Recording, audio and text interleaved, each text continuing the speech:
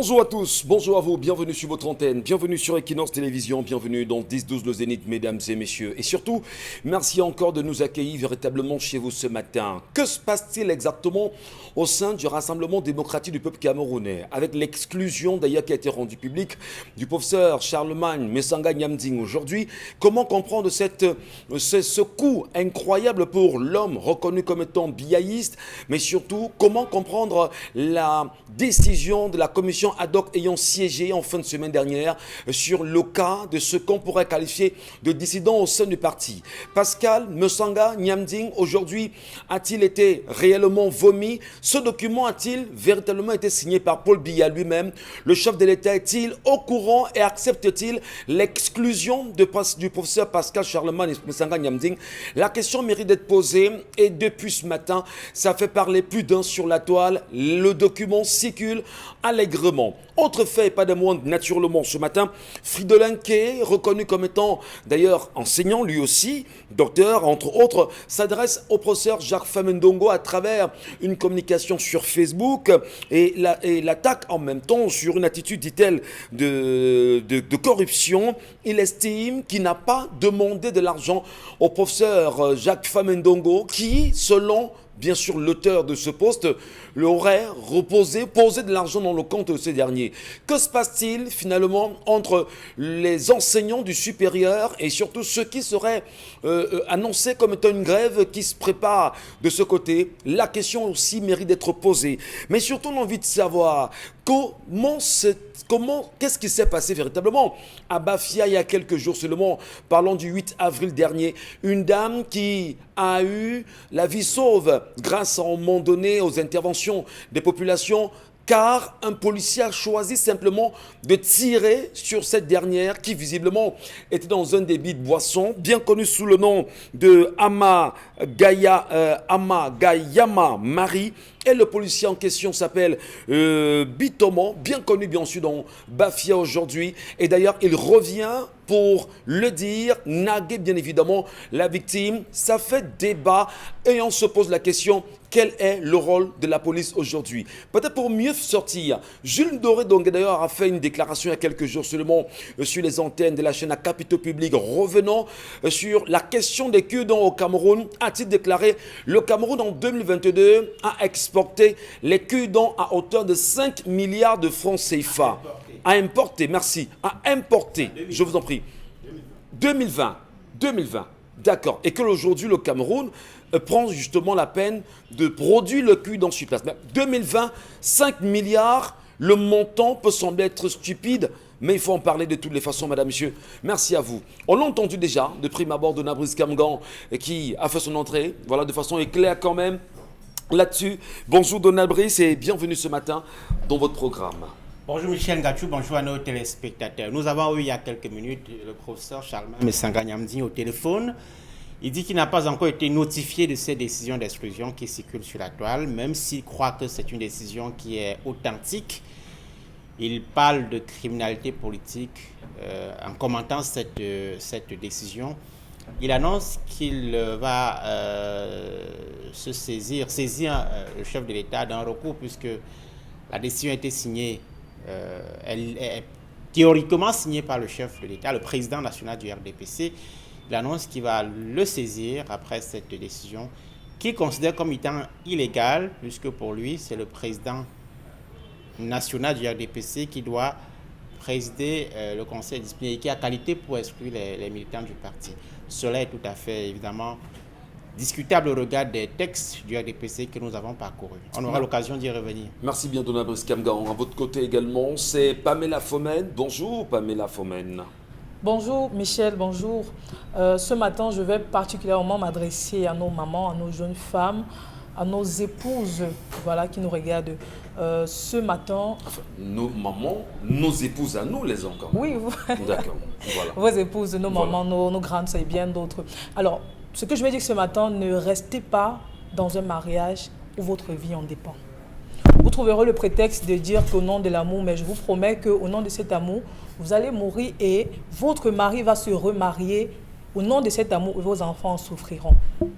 Qu'est-ce qui s'est passé? Ce qui se passe, je pense qu'on y reviendra lors de la revue des réseaux sociaux, mais il y a une dame qui a été tabassée à mort par son époux du côté de Bépanda dans le 5e arrondissement de la ville de Douala. Je le disais, on y reviendra Très bien. sur la revue des réseaux sociaux. On va parler bien sûr de cette résurgence des violences conjugales au Cameroun aujourd'hui. Et quand on dit résurgence, c'est peut-être le mot n'est pas fort. C'est très fort quand même, parce que de plus en plus, on apprend que les femmes sont sauvagement bastonnées dans des quartiers par des individus connus et qui, parfois, se plaisent en même temps à venir narguer les victimes au féminin. C'est incroyable, c'est inacceptable. Cher Lamine Bachou, bonjour. Bonjour, monsieur Michel Gachou. Bonjour aux téléspectateurs. Dominique Audrey, je l'ai entendu justement roucouler. Dire que. Non, vous roucouliez Dire que. en demandant aux de femmes faire de les arts faire les martiaux. arts martiaux. Apprenez à vous défendre. Si tous les jours on parle d'une société dans laquelle on a des individus qui manquent d'éducation, qui manquent de tenue, de retenue, de civisme, à ce moment précis, il faut pouvoir se défendre.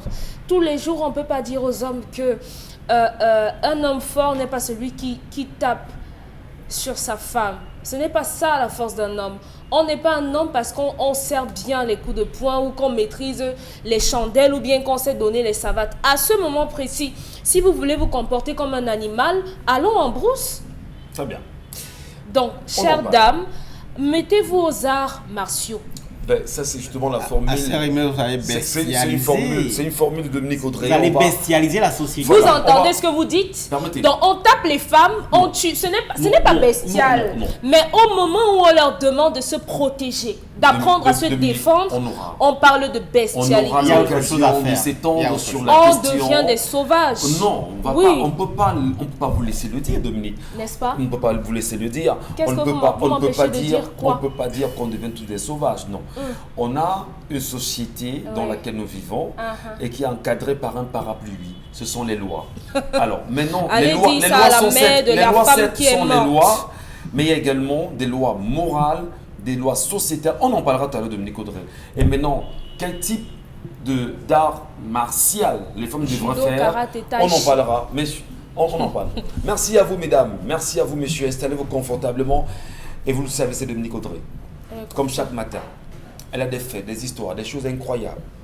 Tendons bien l'oreille et écoutons. Franchement, mes organes ce matin. Sortez. Bonjour, Laissez les organes bonjour, de côté. oui, bonjour. Revenez à la Dominique avec qui nous avions préparé l'émission. Oui. Voilà, madame. Merci. beaucoup. Bonjour Michel Gachou, bonjour aux téléspectateurs. Ce matin, l'histoire qui nous est proposée, c'est l'histoire un trio, un chef d'entreprise, son épouse et l'employé. Il se trouve que le chef d'entreprise est marié depuis une vingtaine d'années avec sa femme et malheureusement jusqu'aujourd'hui, ils n'ont pas pu avoir de progéniture. Hôpitaux, médecins traditionnels, tout est passé mais rien n'a fait. Ils n'ont pas pu avoir d'enfants. Le monsieur raconte qu'il y a 6 ans, il s'est mis avec son employé, ils ont commencé à entretenir une relation et de cette relation sont nés 2 enfants, dont un enfant de 6 ans et un autre enfant de 3 ans. Il se rapproche donc de sa maîtresse à qui il a proposé de lui donner les enfants pour qu'il puisse rentrer avec ses enfants dans son foyer parce que, dit-il, sa femme l'a aidé à se bâtir, sa femme l'a aidé à se construire. Donc aujourd'hui, il aimerait donner une certaine éducation, l'éducation de son épouse à ses enfants-là puisqu'ils sont encore en bas âge. Et figurez-vous que sa maîtresse, son employé, était totalement d'accord, elle n'y a vu aucun inconvénient. Par le plus grand des hasards, la femme de ce chef d'entreprise a fini par découvrir, vous savez comment sont les femmes, elle a fini par découvrir que son mari avait des enfants avec son employé. Elle a donc, par derrière, elle est allée rencontrer cet employé-là, elle lui a dit, voilà, je sais que tu as fait des enfants avec mon époux, je sais que tu as une relation avec mon mari depuis tel, vous avez 2 enfants, une fille, un garçon, nanana. Mais ce que je te demande ce matin, du moins, ce que je te demande aujourd'hui, c'est de me donner, de m'octroyer la garde de ces enfants pour qu'ils puissent naître, du moins grandir dans un environnement sain avec leur père dans un foyer, puisque vous êtes célibataire, vous vivez seul. Donc moi, je me propose d'être la mère de ces enfants, les enfants de mon mari, si ça ne vous pose aucun problème. La maîtresse l'employé était encore d'accord avec cette situation. Mais ce qu'elle a dit à la femme et au monsieur, c'est je vais me retourner vers ma famille. Quelle est la vie qu'ils vont me donner? C'est quand même 2 enfants. Donc je vais demander l'avis de ma famille et je vais revenir vers vous. La famille de la dame n'est pas pour le fait qu'elle donne ses enfants à cet homme. Et on exige d'elle d'exiger du monsieur, de son chef d'entreprise, de l'épouser. Donc, le monsieur nous fait savoir qu'il n'y a jamais eu de contrat, il n'y a jamais eu d'engagement dès le départ de cette relation. C'était un flirt, c'était comme ça. Les enfants sont arrivés, mais il n'a jamais à aucun moment songé à épouser cette dernière, vu qu'il est marié sous le régime monogamique. Donc maintenant, lui ne veut pas se marier avec elle, mais il veut les enfants. Elle aussi, elle veut donner les enfants. Comment on fait donc pour composer avec cette famille qui met des cales? Donc la famille n'est pas d'accord parce qu'on estime qu'il faudrait qu'elle doit épouser, le chef d'entreprise doit l'épouser. Alors, est-ce que la famille au moins s'est rassurée si le patron en question, enfin, le père des enfants, était partant pour un mariage? Ils ne veulent pas savoir. Ce qu'ils ont dit, c'est que tu ne donnes pas les enfants.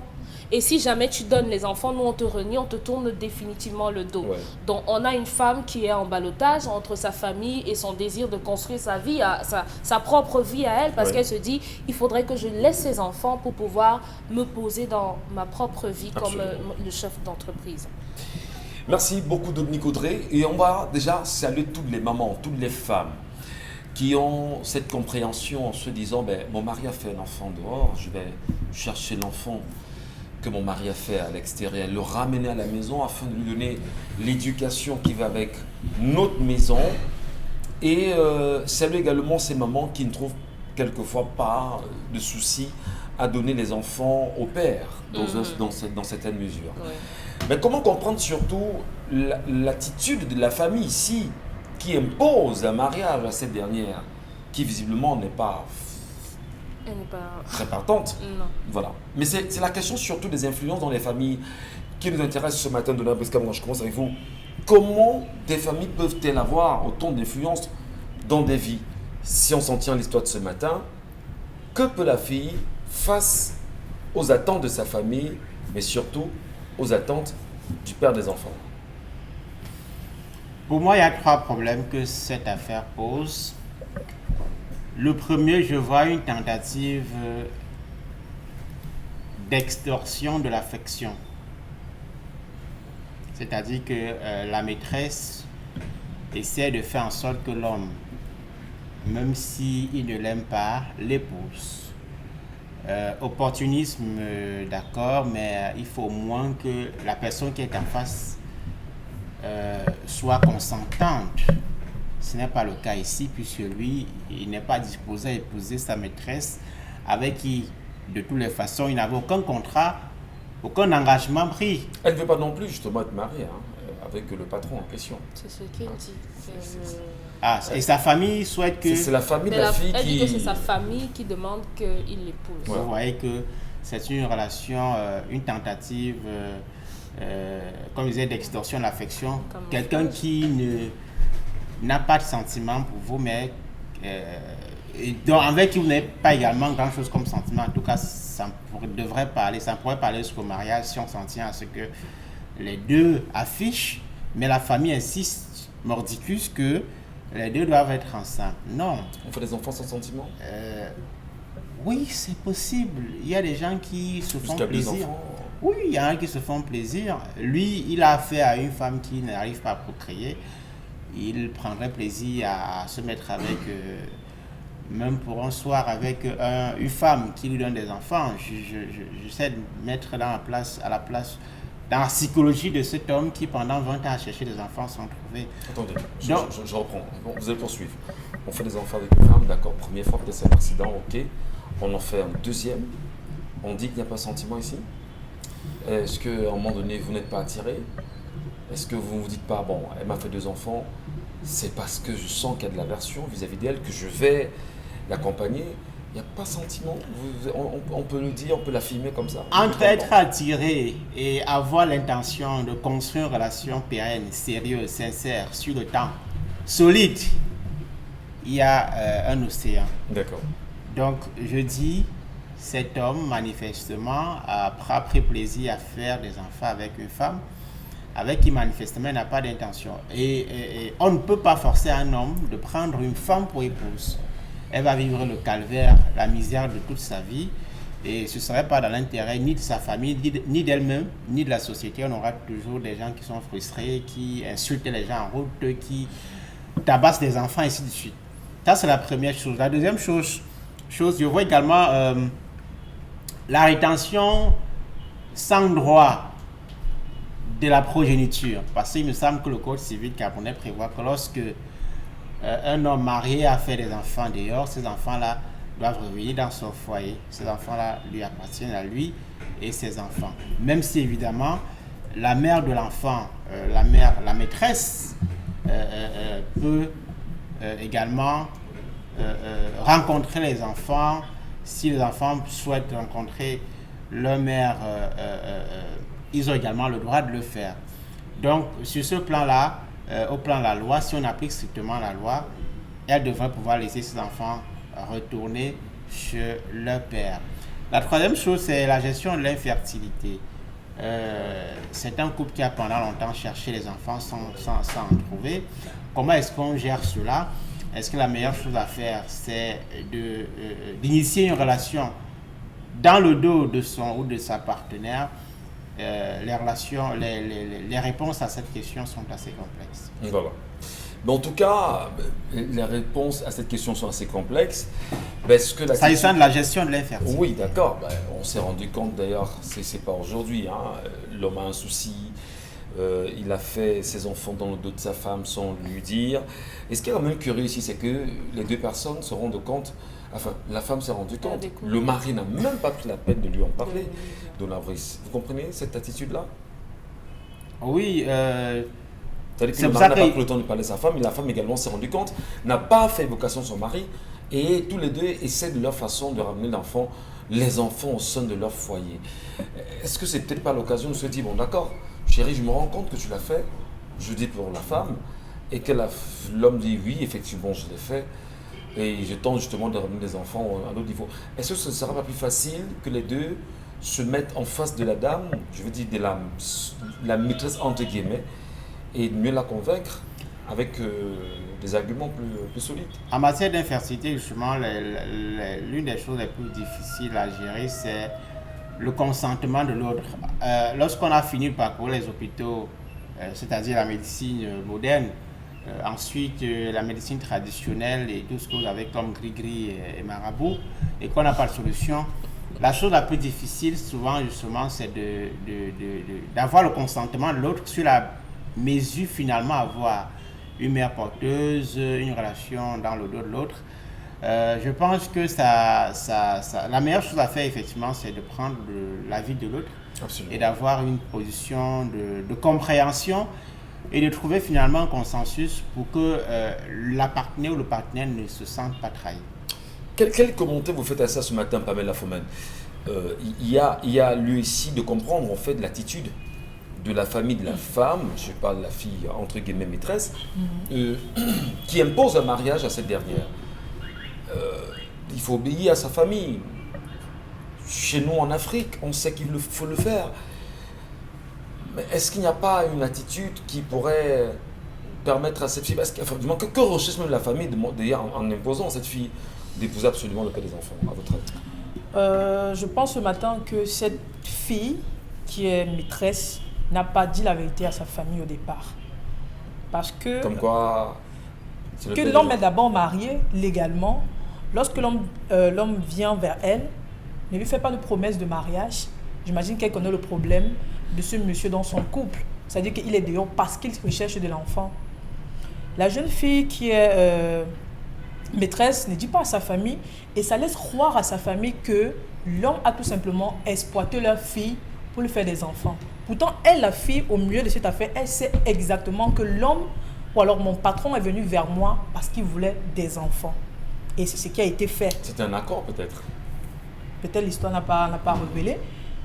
Donc, est-ce que la fille aujourd'hui doit aller à l'encontre de sa famille parce qu'elle doit remettre l'enfant à son mari? On ne peut pas directement trancher. Il va falloir que l'homme convoque la famille de la jeune fille, que les deux parties essayent d'en discuter sur l'affaire. Ça, c'est mon avis, d'abord. Également, ce monsieur est tellement chanceux au point où il a une femme qui l'a trompé, mais la femme a découvert, n'a pas fait de soucis. Elle, de son côté, en tant que femme, mère, elle a pris sur elle de rechercher cette jeune fille qui a pu, à mon avis, entre guillemets, sauver son mariage en donnant les enfants à son fils sans toutefois faire un problème ou un procès à son mari en l'accusant, par exemple, d'infidélité et autres. Elle décide de convaincre la jeune fille en lui disant « Ok, c'est arrivé, admettons, mais je préfère que tu me remettes les enfants. » Quelque part aussi, je comprends la vie de la jeune fille qui a ses enfants, avec elle est déjà habituée au quotidien et autres. On doit retirer ses enfants pour l'amener quelque part où elle ne sait pas si les enfants seront véritablement bien entretenus. Elle ne sait pas si on prendra bien soin de ses enfants, si la femme sera maternelle, d'autant plus qu'elle n'a pas enfanté. Ça crée un énorme problème. Donc, quelque part, la fille aussi, elle s'inquiète du suivi de ses enfants. En même temps, est-ce qu'elle va aller à l'encontre de sa famille en remettant l'enfant au père de l'enfant? Peut-être l'histoire va plus loin parce qu'on ne l'a pas dit. Après l'avoir lu, la famille décide justement que si cette fille laisse partir les enfants, elle sera régnée. C'est ça le drame quand même dans l'histoire. Est-ce qu'on peut régner une fille parce que justement, elle a laissé partir les enfants entre les mains du père, quand on sait qu'il y a des lois, Dona Bouskan Ganda l'a précisé, qui encadrent ces réalités aujourd'hui au Cameroun. Régner, c'est la solution? Non, régner, ce n'est pas la solution. On a des lois, oui, mais on a aussi des traditions. Si votre mère vous dit que si vous faites ceci, vous ne serez pas cela dans votre vie, ça va jouer d'une manière ou d'une autre. Là, la loi n'intervient pas. La loi n'intervient pas dans ce cas. Donc, que la jeune fille ou alors le mari ou alors le père des enfants essaye de créer une réunion entre la famille de cette fille pour trouver un meilleur accord. Parce que quoi qu'il arrive, ça aura des impacts sur les enfants à court ou à long terme.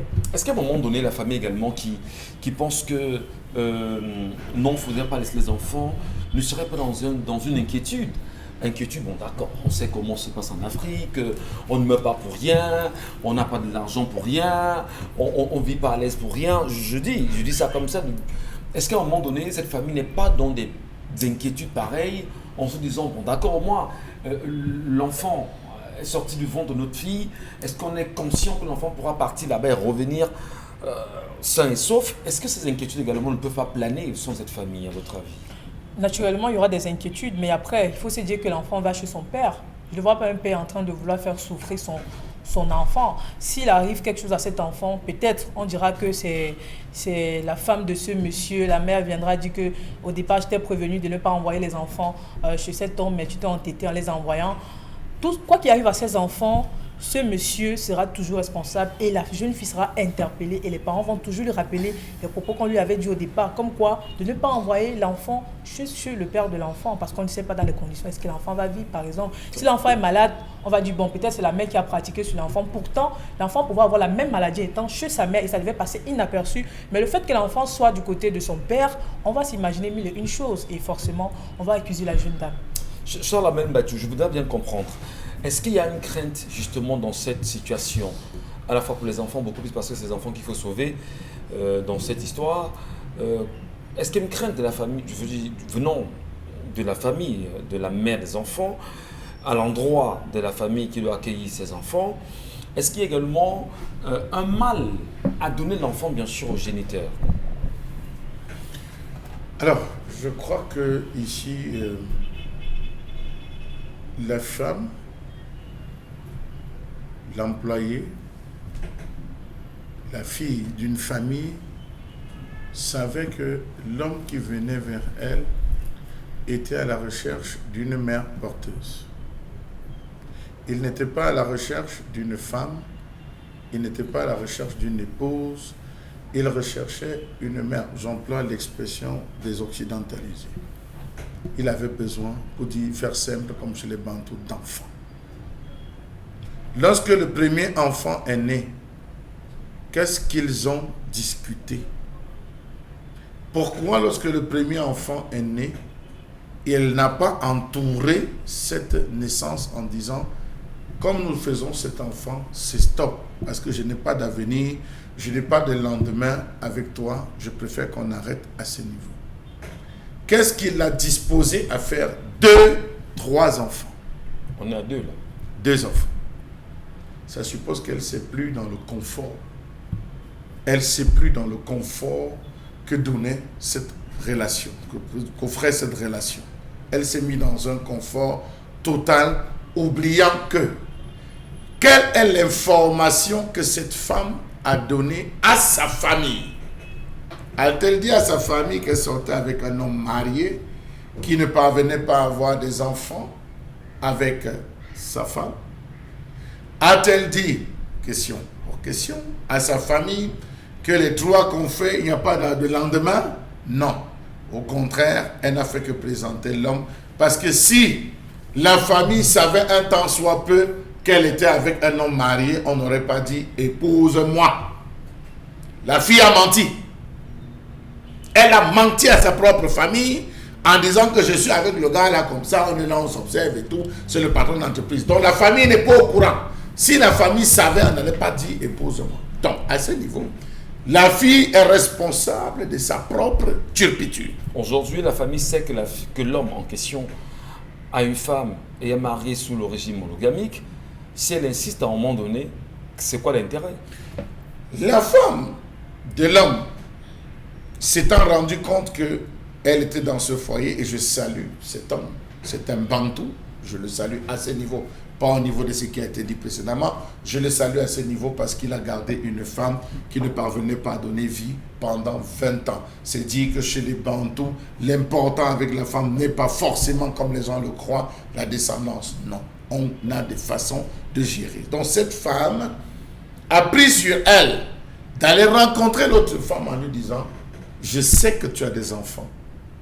Nonobstant le fait que la loi existe et tout, je viens te voir. Vraiment, définissons ensemble un cadre pour que je puisse garder les enfants de mon mari. » Je crois que cette attitude est encore salutaire.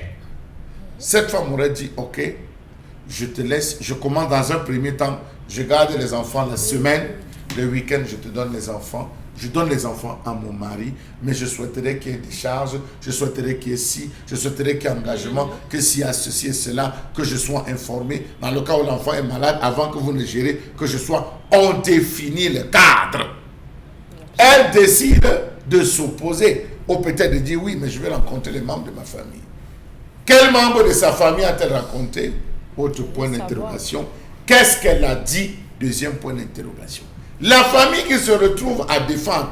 Ici, la famille ne défend que les intérêts de la fille en disant que dans cette affaire, c'est toi la perdante. Dans cette affaire, c'est toi qui vas souffrir. Lui, il a déjà ses enfants. Lui, il a sa femme. Il a ça. Donc, je pense qu'ici, le consensus entamé par l'épouse est salutaire.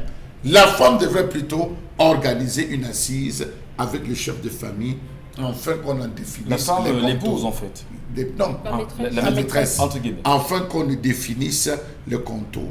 Quitte à ce que la femme accepte d'aller modifier le régime en disant ok, nous déchirons, je rentre sur le régime polygamique pour reconnaître celle qui a fait les enfants, ou non, je m'arrête là, je fais prévaloir mes droits de femme en allant déposer plainte pour adultère, je récupère ces enfants parce que tous les enfants que l'homme viendra faire dedans sont automatiquement ceux de la femme avec qui il a pris, il s'est marié. Donc cette femme joue un mauvais jeu, elle joue un mauvais jeu parce qu'elle peut révéler, elle peut révéler la femme. La femme maintenant de dire à son mari, ok, ce que tu viens de faire, je ne suis pas avec toi, laisse-moi trouver celle avec qui tu vas faire les enfants que nous allons élever. Elle part dans sa propre famille, cherche une de ses cousines et lui dit, viens faire les enfants avec mon mari, je vais élever pour que l'argent reste en famille. Parce que là, à ce niveau, il y a des choix. Oui. Cette femme est en train de jouer un mauvais jeu qui lui sera préjudiciable. Donc si elle est sage, on crée ce qu'on appelle le consensus. On discute, on définit les codes dans un premier temps. C'est 3 jours. Parce que les enfants, l'homme aussi a droit, hein? L'homme aussi a droit sur ses enfants. Jusqu'à présent, c'est la négociation. Donc je crois qu'elle s'est mal prise. Sur le point de vue traditionnel, l'homme n'a rien à demander parce qu'il n'a pas douté la femme. Ce ne sont pas les enfants, ce sont les enfants de son grand-père. Mais puisqu'on est resté uniquement sur le plan des occidentalisés, voilà pourquoi j'ai donné cette explication en disant non. elle ferait mieux de discuter, créer le consensus et définir très simplement. Merci infiniment, Charlamagne Batio, pour ces explications. Mais Dominique Audrey, c'est vrai, hein, lors de la préparation de l'émission, ça fait un petit débat quand même. Mais je voudrais savoir ici, qu'est-ce qui peut bien justifier que la femme, sachant que son mari a fait des enfants en foyer ou en mariage, elle sait que son mari ne lui a pas transmis l'information. Elle a mené sa petite enquête. Elle est passée par derrière, je reprends votre expression, rencontrer la mère. Et la mère en question ne dit pas au monsieur, comme tu vois là entre-temps, ta propre femme est venue me voir ici. L'homme en question, lui, ne dit pas à sa femme à la maison, comme tu vois, je suis en train de me battre. Alors, qu'est-ce qui, à votre avis, peut créer une telle, je vais dire, un tel climat entre ces trois acteurs? Je crois que pour commencer par le monsieur, c'est ne sachant pas trop comment sa femme prendrait la nouvelle. Oui. Donc, en allant négocier précédemment, avant de venir dire à sa femme, voilà, j'ai rencontré une femme avec qui j'ai fait les enfants, c'était simplement pour la mettre face au fait accompli en lui disant, j'ai fait ceci, j'ai fait ceci, j'ai fait ceci, et voilà le résultat que je ramène à la maison. À ce moment précis, lorsqu'il ramène les enfants, il n'y a pas moyen de faire machine arrière, les enfants ne retourneraient plus chez leur mère. Donc, je crois que cet homme voulait simplement mettre sa femme face au fait. Maintenant, de son côté... Il la protégerait non, en gardant l'information? Non, s'il voulait protéger sa femme, il lui aurait dit, après avoir attendu, si le premier enfant a 6 ans, après avoir attendu 14 ans, je crois que aujourd'hui, il faudrait qu'on puisse voir dans quelle mesure je peux perpétuer mon nom. Je vais, d'un commun accord, on dit, voilà, essaye d'aller faire les enfants avec quelqu'un, on va voir si c'est toi le problème ou bien si c'est moi le problème. On va voir si ça marche, ramène, parce qu'aujourd'hui, de plus en plus de femmes le disent à leur mari. Si jamais on se rend compte que c'est moi le problème, il faudrait que tu puisses aller faire des enfants et la seule condition, c'est que tu les ramènes à la maison pour que moi je les élève.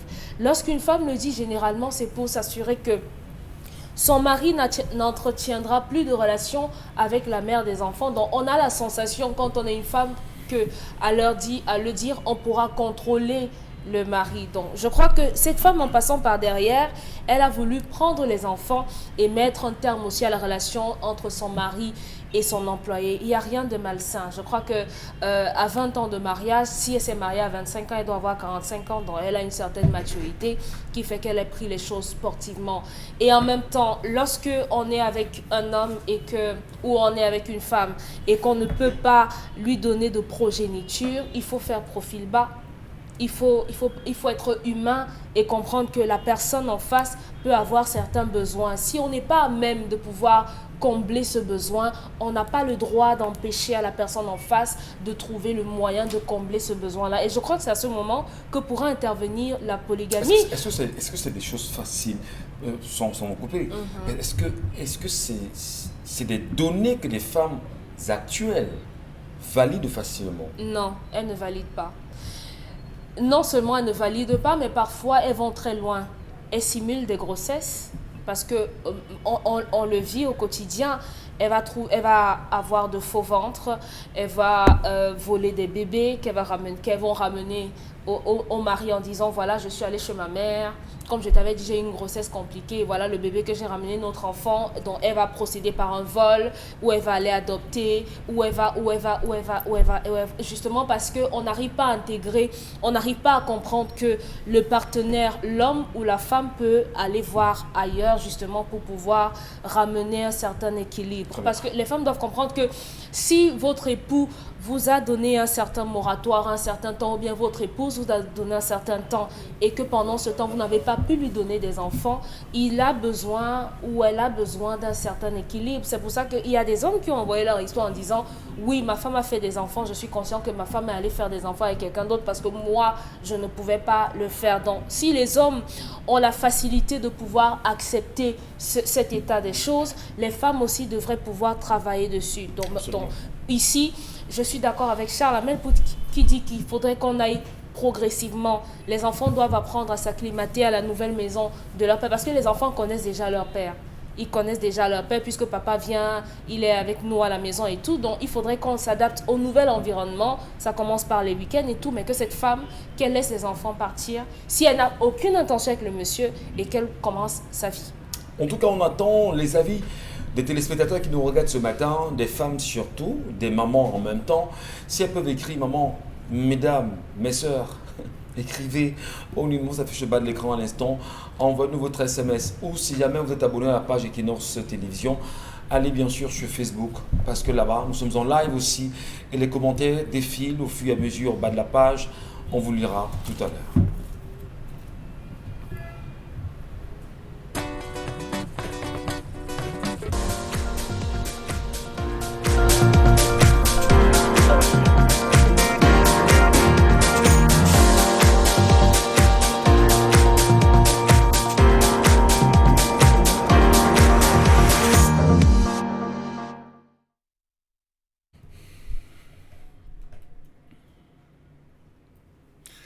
Je m'interroge ce jour sur la question de la mauvaise gestion de l'Institut de recherche agricole pour le développement, IRAD, au Cameroun. Cas d'espèce, l'IRAD de Wakwa, là-bas dans la Damawa, en Gaoundéré plus précisément. Que se passe-t-il à l'Institut de recherche agricole pour le développement? Question. Que devient le centre spécialisé de recherche des 66 structures sur l'étendue du territoire national? IRAD de Wakwa, allons découvrir en quelques minutes ce qu'il devient aujourd'hui. Ce centre qui faisait la fierté du Cameroun, ce centre qui produisait les meilleurs résultats parce que doté d'un atout assez spécifique. Les images de Wakwa, allons découvrir ce que Wakwa devient. Wakwa aujourd'hui est littéralement abandonné. Wakwa aujourd'hui est littéralement désert. On nous dira ils sont dans les plantations, ils sont dans les serres, mais hélas, c'est la broussaille elle-même qui témoigne de ce que devient Wakwa. Comment comprendre que près de 90% des résultats des recherches restent dans les tiroirs dans un environnement où les chercheurs ont tout approuvé? Le centre IRAD de Wakwa, dans le domaine de l'élevage, a fait ses preuves, a fait d'énormes preuves. Pourquoi l'abandonner aujourd'hui? Pourquoi le délaisser aujourd'hui lorsqu'on sait qu'il a plein de choses à donner? Oui, c'est vrai, le directeur a fait des descentes par rapport aux anacardiers, on sait. Mais hélas, est-ce que c'est tout ce que l'IRAD a à donner? Question. Les images d'elles-mêmes sont interpellatives.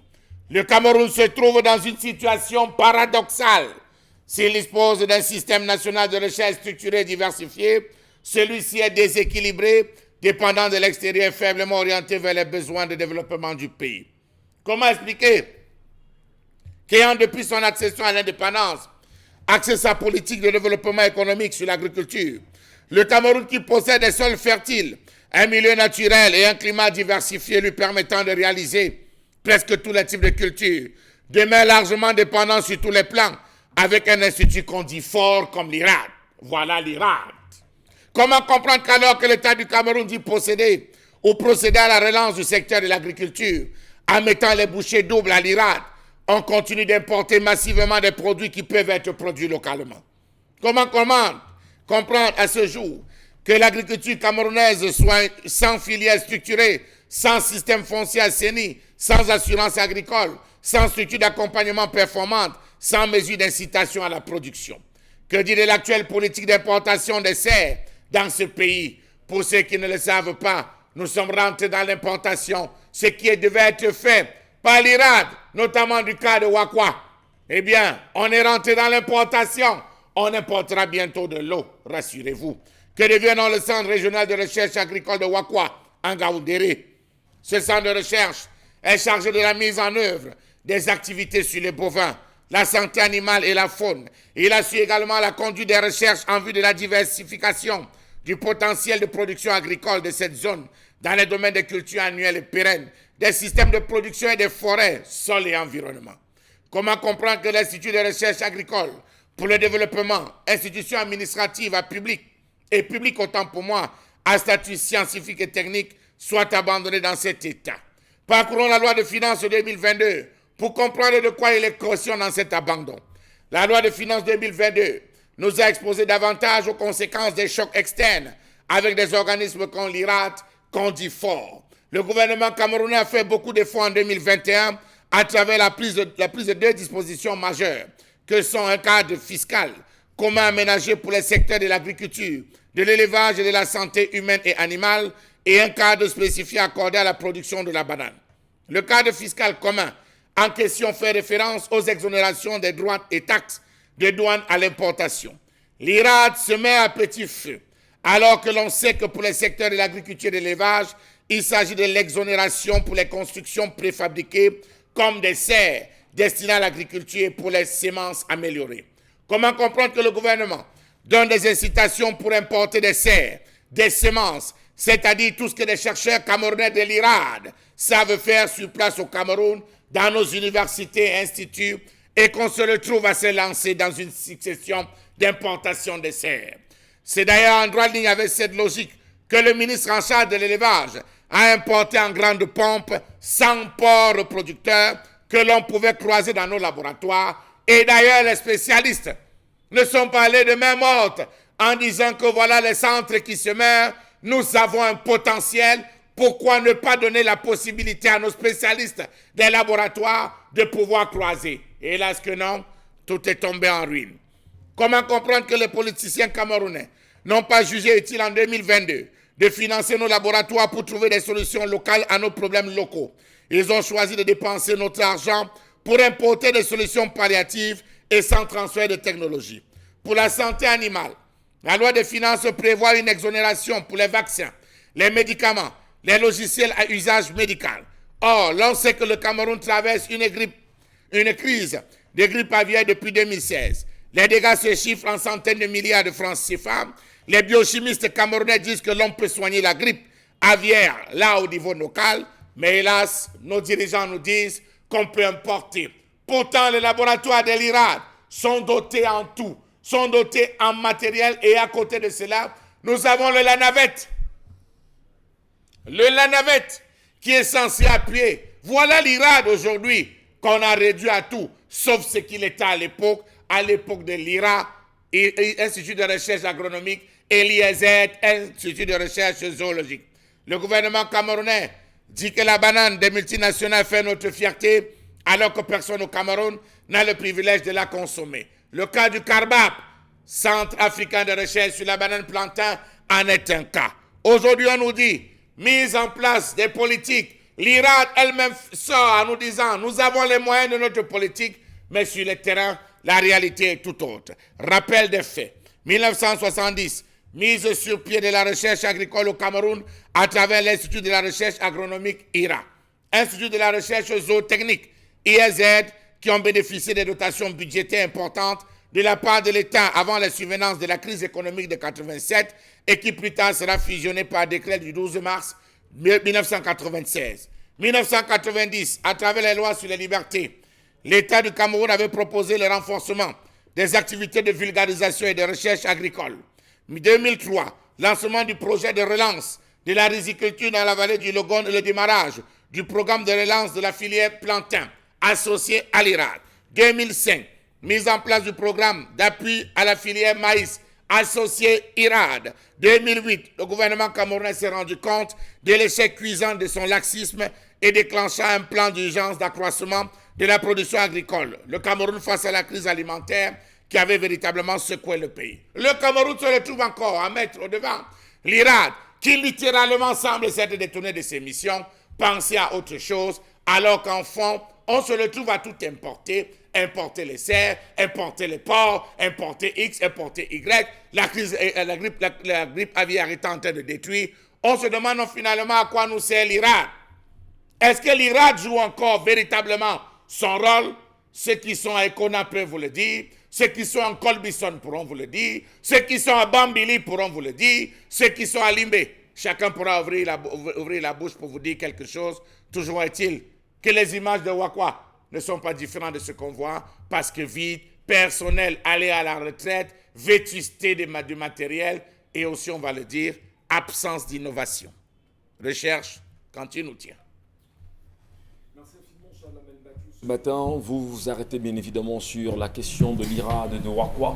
Il faut rappeler que Wakwa, c'est un petit village qui n'est pas très loin du centre-ville de Ngaoundéré, qui d'ailleurs reconnaît aujourd'hui ce nom grâce à une race particulière de vaches, voilà, qu'on reconnaît dans la localité. Wakwa connaît également, on va dire, brille par la présence de l'IRAD de ce côté. Cet institut naturellement impliqué dans la recherche agricole et le développement naturellement, eh bien, le rôle, la place, l'importance de l'IRAD aujourd'hui face aux menaces que nous connaissons et face en même temps aux défis propres à l'agriculture locale. On en parle encore ce matin, Dona Brice-Kangan. Charlamel a peut-être fait un trait en allant demander aux uns aux autres d'aller voir comment se comportent les autres IRAD. On va peut-être citer les cas de Mbalmayo, de Bambui, de Wakwa, de Marois, de Yaoundé et des Konam d'ailleurs.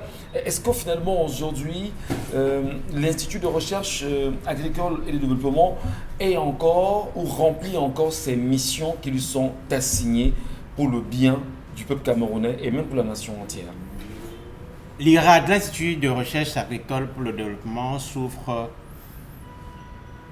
de ce que beaucoup d'autres secteurs souffrent, c'est-à-dire l'absence de vision et de patriotisme des dirigeants.